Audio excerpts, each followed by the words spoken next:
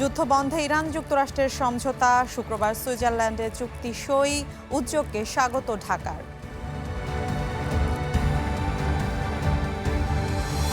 ফ্রান্সে জি7 সম্মেলন ঘিরে নজিরবিহীন নিরাপত্তা, জেনেভায় বিক্ষোভকারীদের ঢল।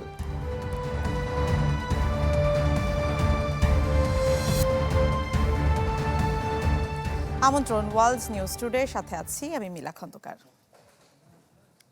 যুদ্ধবন্ধে সমঝোতায় পৌঁছেছে ইরান যুক্তরাষ্ট্র। শুক্রবার সুইজারল্যান্ডের জেনেভায় হবে আনুষ্ঠানিক চুক্তি সই। মার্কিন প্রেসিডেন্ট এবং মধ্যস্থতাকারী দেশ পাকিস্তানের প্রধানমন্ত্রী বিষয়টি নিশ্চিত করেছেন। চুক্তির অংশ হিসেবে এরই মধ্যে হরমুজ প্রণালী থেকে মার্কিন নৌ অবরোধ প্রত্যাহারের ঘোষণা দিয়েছেন ট্রাম্প।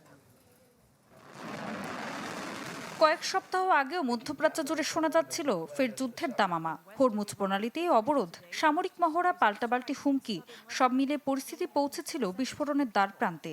কিন্তু সেই উত্তপ্ত বাস্তবতায় হঠাৎই এলো নাটকীয় মোড়। পাকিস্তানের প্রধানমন্ত্রী শাহবাজ শরীফ ঘোষণা দিয়েছেন, যুক্তরাষ্ট্র ইরানের মধ্যে যুদ্ধ অবসানের জন্য একটি শান্তি চুক্তি চূড়ান্ত হয়েছে।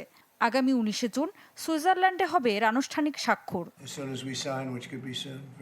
ঘোষণার কিছুক্ষণের মধ্যেই মার্কিন প্রেসিডেন্ট ডোনাল্ড ট্রাম্প জানিয়ে দেন, চুক্তি এখন সম্পূর্ণ।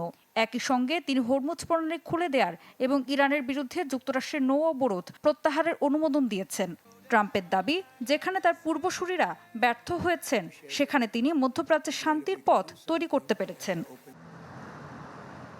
তেহরান এই সমঝোতাকে বড় অর্জন হিসেবে দেখছে। ইরানের উপপররাষ্ট্রমন্ত্রী জানিয়েছেন, পাকিস্তান কাতারের মধ্যস্থতায় টানা আলোচনা শেষে একমত হয়েছে দুই পক্ষ। তার দাবি, এই চুক্তির মাধ্যমে শুধু ইরান নয়, লেবানন সহ বিভিন্ন ফ্রন্টেও যুদ্ধ ও সামরিক অভিযান বন্ধ হবে। চুক্তির বিস্তারিত প্রকাশ করেছে ইরানের রাষ্ট্রীয় সংবাদ মাধ্যম, যেখানে বলা হয়েছে, সমঝোতার অন্যতম শর্ত হচ্ছে সব ফ্রন্টে স্থায়ী যুদ্ধবিরতি। যুক্তরাষ্ট্র প্রতিশ্রুতি দেবে যে তারা ইরানের অভ্যন্তরীণ বিষয়ে হস্তক্ষেপ করবে না। এছাড়া ইরানের তেল ও জ্বালানি খাতের ওপর আরোপিত নিষেধাজ্ঞা তুলে নেওয়া, জব্দ থাকা অর্থ ছাড়, নতুন নিষেধাজ্ঞা না দেয়া এবং সামরিক উপস্থিতি না বাড়ানোর বিষয়েও আলোচনায় রয়েছে। বিনিময়ে ইরান পুনরায় প্রতিশ্রুতি দেবে তারা পারমাণবিক অস্ত্র তৈরি করবে না। বিশ্লেষকরা বলছেন, এই চুক্তি সম্পন্ন হলে জাতিসংঘ নিরাপত্তা পরিষদের মাধ্যমে আন্তর্জাতিক স্বীকৃতি পাবে যুদ্ধবিরতি। ঋতু সাহা, চ্যানেল 24। যুদ্ধবন্ধে যুক্তরাষ্ট্র ইরানের চূড়ান্ত সমঝোতাকে স্বাগত জানিয়েছে বাংলাদেশ। এর মাধ্যমে দীর্ঘদিনের উত্তেজনা নিরসনে সংলাপ ও কূটনীতির জয় হয়েছে বলে বিবৃতিতে উল্লেখ করেছে পররাষ্ট্র মন্ত্রণালয়। প্রশংসা করেছে ইতিবাচক অগ্রগতিতে অবদান রাখা সব পক্ষ এবং মধ্যস্থতাকারীদের। বলা হয়, বাংলাদেশ সবসময় যে কোনো আন্তর্জাতিক সংকট নিরসনে সংলাপ ও শান্তিপূর্ণ কূটনৈতিক আলোচনার পক্ষে অবস্থান নিয়ে আসছে। বিবৃতিতে আশা প্রকাশ করা হয়, চুক্তিটি আন্তরিকতার সাথে বাস্তবায়িত হবে এবং তা টেকসই ও দীর্ঘস্থায়ী রূপ নেবে। সমঝোতার ধারাবাহিকতায় পণ্যের সাপ্লাই চেইন দ্রুত পুনরুদ্ধার এবং আঞ্চলিক সহযোগিতা আরও জোরদার হবে বলে আশা বাংলাদেশের।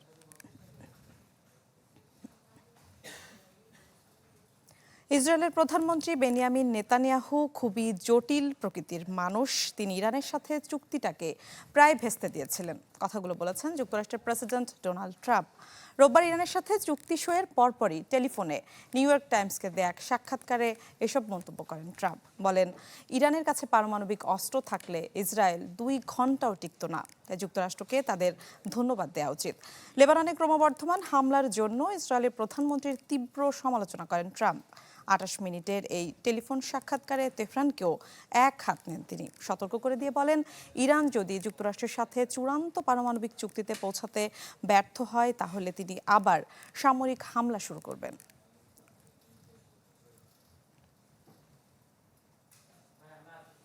যুক্তরাষ্ট্র ইরানের মধ্যকার নতুন চুক্তিতে লেবাননে সামরিক অভিযান অবিলম্বে বন্ধের শর্ত রয়েছে বলে জানিয়েছে তেহরান। কিন্তু এই শর্ত উপেক্ষা করে লেবানন জুড়ে একযোগে সিরিজ হামলা চালিয়েছে ইসরায়েলি বাহিনী। সোমবার লেবাননের সরকারি বার্তা সংস্থা ন্যাশনাল নিউজ এজেন্সির বরাতে এই সামরিক অভিযানের খবর প্রকাশ করেছে মিডল ইস্টাই। লেবাননের রাষ্ট্রীয় সংবাদ মাধ্যমের বিবরণ অনুযায়ী দক্ষিণ লেবাননের খিয়াম শহরে 2টি পৃথক বিমান হামলা চালানো হয়েছে এবং কাফার তিবনিত অঞ্চলে একটি গাড়ি লক্ষ্য করে ড্রোন হামলা চালায় ইসরায়েল। এতে বেশ কয়েকজন নাগরিক আহত হয়েছেন। পাশাপাশি কাফার তিবনিত ও নাবাতি আল ফাউকা এলাকায় ইসরায়েলি বাহিনী ব্যাপক গোলন্দাজ বা কামান থেকে চতুর্মুখী গোলাবর্ষণ করছে। এদিকে দক্ষিণাঞ্চলীয় প্রধান শহর টায়ারের দিকে চলে যাওয়া হারিস তিবনিক সড়কে ইসরায়েলি সেনারা রিমোট কন্ট্রোলের সাহায্যে দূর থেকে নিয়ন্ত্রিত একটি বিস্ফোরক বোঝাই M113 সাজোয়া যানের বিস্ফোরণ ঘটিয়েছে। এ ঘটনায় সীমান্ত এলাকা জুড়ে নতুন করে উত্তেজনা ছড়িয়ে পড়েছে।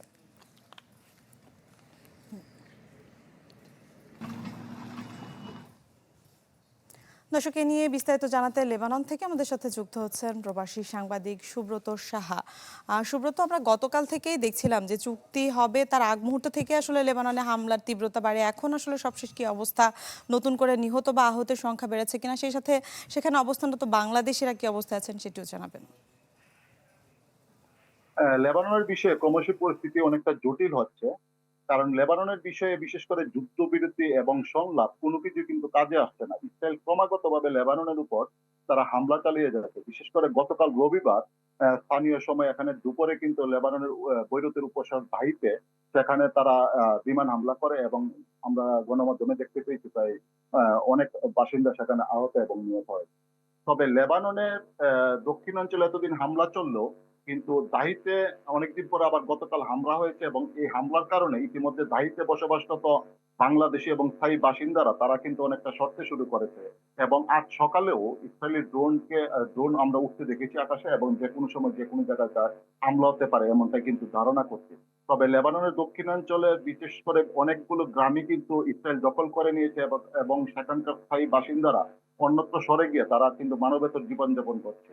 লেবাননে চলমান এই ইসরায়েলি আগ্রাসনে এখন পর্যন্ত 5 জন বাংলাদেশি নিহত হয়েছে এবং একটি শিশু সহ আরো 3 জন বাংলাদেশি লেবাননের দক্ষিণাঞ্চলের নাবাতিয়া এলাকায় হাসপাতালে চিকিৎসাধীন আছে। কিন্তু সেই এলাকাটি ঝুঁকিপূর্ণ বিধায় কিন্তু বাংলাদেশ দূতাবাসও সেখানে যেতে পারছে না এবং তাদেরকে যে প্রয়োজনীয় চিকিৎসা সহায়তা দিতে পারছে না। তারপরও বাংলাদেশ দূতাবাস আশা করছে খুব অল্প দিনের মধ্যেই তাদেরকে অন্যত্র সরিয়ে এনে সুচিকিৎসার ব্যবস্থা করবে। এদিকে বাংলাদেশ দূতাবাস দক্ষিণাঞ্চলে যুদ্ধে ক্ষতিগ্রস্ত কর্মহীন বাংলাদেশিদের আহ, তাদের পাশে দাঁড়িয়ে বিভিন্নভাবে খাদ্য সামগ্রী বিতরণ করছে এবং তাদের সাথে সার্বক্ষণিক যোগাযোগ অব্যাহত রেখেছে।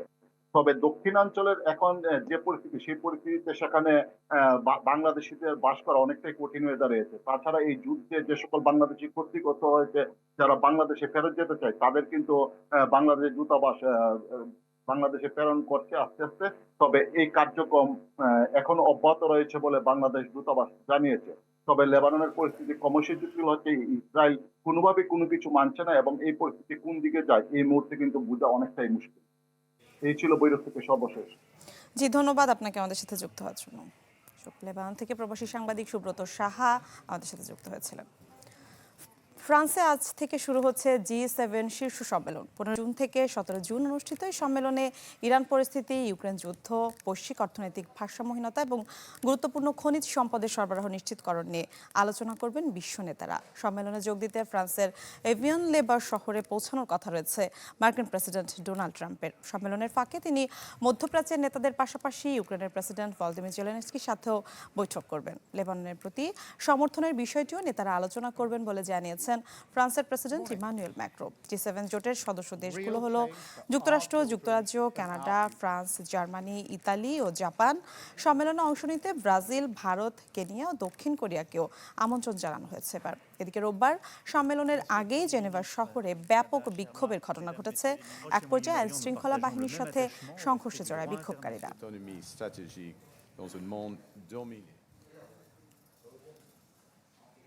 16 বছরের কম বয়সীদের জন্য টিকটক, স্ন্যাপচ্যাট ও ইনস্টাগ্রাম সহ বড় সোশ্যাল মিডিয়া প্ল্যাটফর্ম ব্যবহার নিষিদ্ধ করতে যাচ্ছে যুক্তরাজ্য। একই সাথে কম বয়সীদের জন্য অপেক্ষাকৃত নিরাপদ ওয়েবসাইটগুলোতে সরাসরি সম্প্রচার বন্ধ এবং অনলাইন গেমের ভেতরে অপরিচিত ব্যক্তিদের সাথে কথা বলার সুযোগও বন্ধ করে দেয়া হবে। নতুন এই ব্রিটিশ পরিকল্পনাটি অস্ট্রেলিয়া প্লাস হিসেবে বর্ণনা করা হচ্ছে, কারণ গেল বছর অস্ট্রেলিয়া বিশ্বের প্রথম দেশ হিসেবে 16 বছরের কম বয়সীদের জন্য সামাজিক যোগাযোগ মাধ্যম পুরোপুরি নিষিদ্ধ করেছিল। যুক্তরাজ্যের আইন অস্ট্রেলিয়ার চেয়ে অনেক বেশি কঠোর হতে যাচ্ছে বলে ইঙ্গিত পাওয়া গেছে। প্রধানমন্ত্রী কিয়ার স্টারমার জানিয়েছেন, এই পদক্ষেপের মাধ্যমে সরকার মূলত বর্তমানে এমন একটি অচল ব্যবস্থার অবসান ঘটাতে যাচ্ছে যা শিশুদের সুরক্ষা দিতে সম্পূর্ণ ব্যর্থ হচ্ছে। তবে শিশু অধিকার কর্মী ও কিছু সংস্থা এই ধরনের নিষেধাজ্ঞার সমালোচনা করেছে। তাদের দাবি, এতে শিশুরা অন্য অনিরাপদ অনলাইন প্ল্যাটফর্মে চলে যেতে পারে। But we don't say Oh, look, a teenager managed to get a drink. কুড়িগ্রামের রৌমারী সীমান্তে পুশিনের শিকার 2 শিশুসহ 9 জন একদিনের বেশি শূন্যরেখায় মানবেতর সময় কাটাচ্ছেন। বিজিবি বিএসএফ এর কমান্ডার পর্যায়ে জরুরি পতাকা বৈঠকের পরও কোনো সমাধান না আসায় শূন্যরেখায় দিন কাটছে তাদের। রোববার রাতে রৌমারী উপজেলার সীমান্ত দিয়ে পুশিনের চেষ্টা চালিয়েছে ভারতীয় সীমান্ত রক্ষাকারী বাহিনী। এদিকে 4 দিন পর কুষ্টিয়ার দৌলতপুর সীমান্তের শূন্যরেখা থেকে 12 জনকে সরিয়ে নিয়েছে বিএসএফ। ওদের নামা দেখে আমাদের গ্রামের লোকজন সব বিজিবির পিছে আমরা প্রস্তুতি হলো নাটি ফেলানি, হয়তো কোনো জ্ঞানজাম ফেসাদ হয় না, জাস্ট ওরা এসে ওদেরকে ঠেলাঠুলি মেরে তুললে চলে গেল। বাংলাদেশের বিজেপি এদের জিজ যে ওদের লোক আসতে দেব না, এটাই জিজের পরে দাঁড়িয়ে থাকি ওদের আবার ভারতে পুশ করে ওরা নিয়ে গেল। এখান থেকে যখন ওরা বললো নাকি যে আমরা নিয়ে যাবো আমাদের বিজেপিকে নিয়ে যান, তখন ওরা ধর নাকি মারতে মারতে না চলে গেল। মুসলমান তো ভাই বোন তো সবারই আছে, বিষয়টা যদি ওনারা আমারও যদি কেউ ভাই হতো তাহলে আমার কি কষ্ট লাগতো না? নেপাল থেকে আরও 20 মেগাওয়াট বিদ্যুৎ পাওয়ার কথা ছিল বাংলাদেশের। বিদ্যুৎ রপ্তানি নিয়ে নেপাল ভারতকে আবারও বসতে হবে আলোচনায়, তবে তা কবে হবে সেটি এখনও ঠিক হয়নি। সংকট উত্তরণে দিল্লির সাথে কূটনৈতিক আলোচনার বিকল্প দেখছেন না বিশেষজ্ঞরা। ভৌগোলিক অবস্থানের কারণে বাংলাদেশ নেপাল বিদ্যুৎ বাণিজ্যে ভারতকে এড়ানো প্রায় অসম্ভব। ট্রানজিট হিসেবে কাজ করায় দুই দেশের বিদ্যুৎ আদান প্রদানে একরকম অঘোষিত নিয়ন্ত্রক প্রতিবেশী দেশটি। এমন বাস্তবতায় নতুন করে অস্বস্তির জন্ম দিয়েছে নেপাল থেকে দেশে বাড়তি 20 মেগাওয়াট বিদ্যুৎ রপ্তানি স্থগিতের খবর। কাঠমান্ডু পোস্ট বলছে, পরিবহন লাইনে সক্ষমতার সংকটের কারণ দেখিয়ে তা রপ্তানির অনুমোদন দেয়নি ভারতের কেন্দ্রীয় বিদ্যুৎ কর্তৃপক্ষ। ফলে এখন থেকে শুধুমাত্র 40 মেগাওয়াট বিদ্যুৎ রপ্তানি করবে নেপাল। ভারতের এমন অবস্থানের পেছনে সরাসরি রাজনৈতিক কারণ না দেখলেও এমন সংকটের আঁচ আগেই ছিল বলছেন বিশেষজ্ঞরা। সেই সাথে ভারতের একমুখী সুবিধা নেয়ারও সমালোচনা করেন বিশেষজ্ঞরা। যেখানে ভিসা রেস্ট্রিক্টেড, সেখানে সেই দেশের বিদ্যুৎ আনার জন্য কোনো রেস্ট্রিকশন ফেস করবো না আমরা, এটা তো ভাবা যায় না। আমরা তাদের ব্যবসা বাণিজ্যের জন্য ট্রানজিট দিচ্ছি, আমরা বিদ্যুতের আনার জন্য ট্রানজিট পাবো না। কিন্তু সেই জায়গায় যদি তারা আবার সেই বিদ্যুৎ ব্যবসা করে, মুনাফা করে, তাহলে তো সেখানে আরো ব্যয় দিতে হবে। সংকট নিরসনে তাই জোর কূটনৈতিক পদক্ষেপের বিকল্প দেখছেন না জ্বালানি বিশেষজ্ঞরা। পাশাপাশি সীমান্ত বাণিজ্যের ভবিষ্যৎ সুযোগগুলো সামনে এনে আলোচনা চালিয়ে যাওয়ারও তাগিদ তাদের। এই ক্রস বর্ডার নিয়ে কিন্তু বিবিআইএন, যেটা বাংলাদেশ, ভুটান, ইন্ডিয়া, নেপাল, এই জিনিসগুলো কিন্তু অনেক বছর যাবতই চলছে। কাজেই এটাকে আবার সামনে নিয়ে আসা এবং নতুন করে সম্পর্কটাকে আবার নেক্সট লেভেলে নিয়ে যাওয়ার জন্য নতুন স্টেপগুলো নিতে হবে আর কি। নেপাল প্রথমবারের মতো 2024 সালের 15 নভেম্বর 12 ঘন্টার জন্য বাংলাদেশে বিদ্যুৎ রপ্তানি করেছিল। গেল বছরের 27 নভেম্বর ঢাকায় অনুষ্ঠিত নেপাল ভারত জয়েন্ট স্টিয়ারিং কমিটির বৈঠকে বাংলাদেশে আরও 20 মেগাওয়াট বিদ্যুৎ রপ্তানি বাড়ানোর বিষয়ে নীতিগত সম্মতি হয়। একই সাথে প্রয়োজনীয় প্রক্রিয়ায় এগিয়ে নেওয়ার বিষয়েও সমঝোতা হয় তখন। মিলা খন্দকার, চ্যানেল 24। ইউক্রেনের রাজধানী কিয়েভে রাশিয়ার ড্রোন ও ক্ষেপণাস্ত্র হামলায় অন্তত 4 জন নিহত হয়েছেন। সোমবারের এই হামলায় আহত হন অন্তত 23 জন।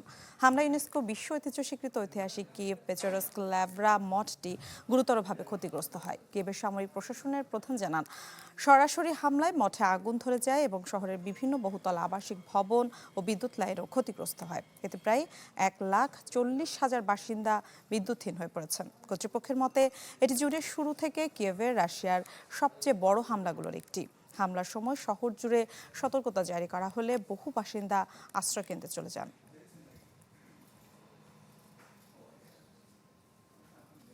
দর্শক, নিয়ে বিস্তারিত জানবো মস্কো থেকে সহকর্মী তারেক মাহমুদ আমাদের সাথে যুক্ত হচ্ছেন। তারেক, কি অবস্থা সেখানকার পরিস্থিতি জানতে চাই। গেল কয়েকদিন ধরেই আমরা দেখছি যে পাল্টাপাল্টি হামলার তীব্রতা বেড়েছে, আসলে পরিস্থিতি জানাবেন সেখানকার। আপনি ঠিকই বলেছেন। এই বর্তমান সময়ে রাশিয়া এবং ইউক্রেনের এই অঞ্চলে গ্রীষ্মকাল বিদ্যমান। গ্রীষ্মকাল আসলে যেহেতু এখন যুদ্ধটি মূলত ক্ষেপণাস্ত্র এবং ড্রোন ভিত্তিক হয়ে উঠেছে, এই গ্রীষ্মকালটি সেই ড্রোন এবং ক্ষেপণাস্ত্র হামলার জন্য খুবই সহায়ক, কারণ আকাশ বেশিরভাগ সময় পরিষ্কার থাকে। তো এই সুবিধাটি কাজে লাগিয়ে দুই দেশই এই ড্রোন এবং পাল্টাপাল্টি ড্রোন এবং ক্ষেপণাস্ত্র হামলায় চালিয়ে যাচ্ছেন। যেটি ঠিক আপনি বলছিলেন যে ক্যাথেড্রালটি আগুন লেগেছে রাশিয়া কিয়েভে, সেটি রাশিয়ার পক্ষ থেকে আজ এক বিবৃতিতে বলা হয়েছে যে এটি আসলে রাশিয়ার হামলায় হয়নি। এটি মার্কিন যে আকাশ প্রতিরক্ষা ব্যবস্থা প্যাট্রিয়ট রয়েছে সেটির একটি ক্ষেপণাস্ত্র পথভ্রষ্ট হয়ে ওখানে হামলা চালিয়েছে, এবং এটি রাশিয়ার পক্ষ থেকে দাবি করা হয়েছে যে রাশিয়া কোনো ধর্মীয় বা ঐতিহ্যবাহী স্থানে তা হামলা চালায়নি। সো এটি ছিল রাশিয়ার পক্ষ থেকে আজকের দাবি। এবং ঠিক গত ২৪ ঘন্টায় ইউক্রেনে রাশিয়ার ৭০টি ক্ষেপণাস্ত্র এবং ৬১১টি ড্রোন হামলা হয়েছে, যেটি ইউক্রেনের মধ্যে ব্যাপক ক্ষয়ক্ষতি হয়েছে। ঠিক তেমনি ভাবে ইউক্রেন থেকেও রাশিয়ার তুলা অঞ্চলে হামলা চালানো হয়েছিল, যেখানে অন্তত ৩ জন নিহত হয়েছেন এবং বহু হতাহত হয়েছেন। হতাহতের মধ্যে শিশু এবং নারীরা রয়েছেন। এটি রাশিয়ার পক্ষ থেকে আজকে বলা হয়েছে, এবং রাশিয়ার পক্ষ থেকে আরো দাবি করা হয়েছে গত ২৪ ঘন্টায় রাশিয়ার আকাশ থেকে প্রায় ৪৮৩টি ড্রোন এবং ২৪টি গাইডেড বোমা নিষ্ক্রিয় করা হয়েছে। এটি ইউক্রেনের পক্ষ থেকে হামলা চালানো হয়েছিল, এবং রাশিয়ার আকাশ প্রতিরক্ষা ব্যবস্থার মাধ্যমে এটিকে নিষ্ক্রিয় করা হয়েছে। তো এই মুহূর্তে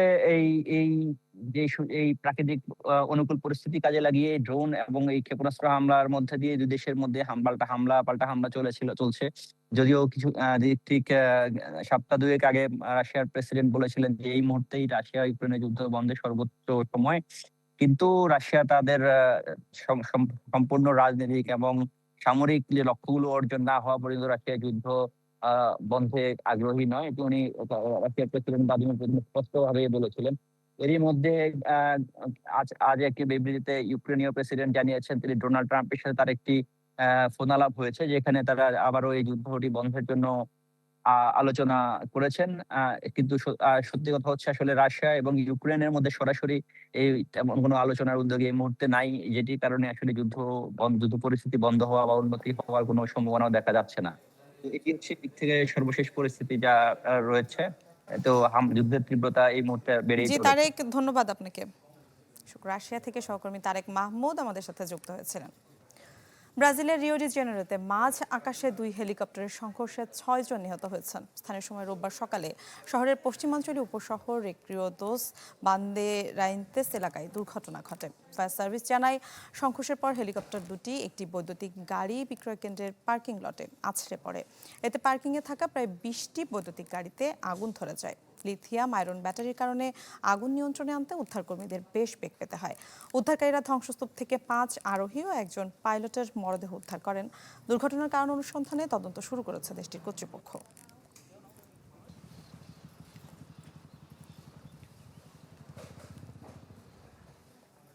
দর্শক, এই ছিল আজকের ওয়ার্ল্ড নিউজ টুডে। বিশ্বের গুরুত্বপূর্ণ সব সংবাদ ও বিশ্লেষণ জানতে একই সময় চোখ রাখুন চ্যানেল 24 পর্দায়। এছাড়াও দেখতে পারেন ফেসবুক এবং ইউটিউবে। এতক্ষণ সাথে থাকার জন্য ধন্যবাদ সবাইকে।